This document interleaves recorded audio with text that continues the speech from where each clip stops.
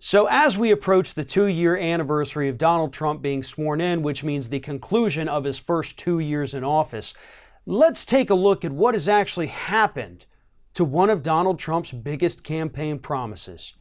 And no, I'm not talking about the wall. I'm talking about his promise to bring back coal here in the United States. That was one of the biggest things that Donald Trump personally campaigned on. I mean, we've seen the pictures, him holding the signs, Trump digs coal. Man's never dug anything in his life, for the record. But he told these coal miners gathered at these rallies that he was going to bring their jobs back. He was going to save their industry. America was going to consume more coal than it ever had in the past. And so 2 years in, and we have now seen more coal-fired power plants shut down in Trump's first 2 years than we ever saw in Obama's first 4 years in office. And yet Obama is the guy who Republicans repeatedly told us was launching a war on coal. Well, it turns out the war on coal was coming from inside the Republican Party all along. Although even that's technically not true. Do you know where the real war on coal is coming from? It's not coming from regulations or a lack of regulations. It's coming from the free market itself. The free market has moved on from coal. These coal-fired power plants that have shut down in Trump's first 2 years needed to be shut down. More of them should have been shut down. All of them should have been shut down. We need to move beyond this fuel that this country has been burning for energy for hundreds of years at this point.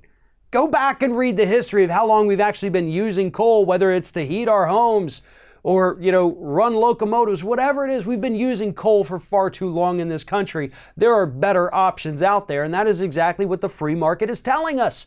And that is why coal-fired power plants are failing left and right. It wasn't because of Obama and the regulations he put in place. It's not even because of Donald Trump and the regulations that he has repealed. Those are going to hurt us as an American public, but they're not helping the coal industry. Coal is dying because there's better alternatives out there. Now, here's the problem. Obviously, when coal-fired power plants close down or coal mines close down, people lose their jobs. And that's what we need to be concerned about. We need to get these people retrained, start a massive nationwide jobs training program, and train them to work in the renewable energy field. A lateral shift to a better job, a more sustainable job, a cleaner job, a job that's not going to give them black lung. That's what we should be doing for these coal miners, not lying to them like Trump did, saying, we're going to save your coal job.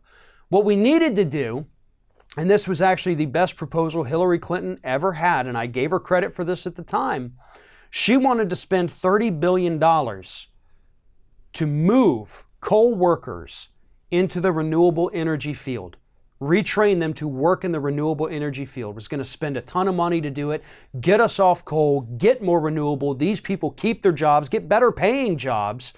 That is the kind of proposal that we need in place right now. It protects the workers, it protects the environment. But instead, Donald Trump would rather sit up there and lie to these workers who voted for him overwhelmingly and tell them that some magical force is going to come along and save their dying industry. The free market has spoken. Coal is a fuel of the past, and there is nothing that Donald Trump or any Republican can do to bring it back.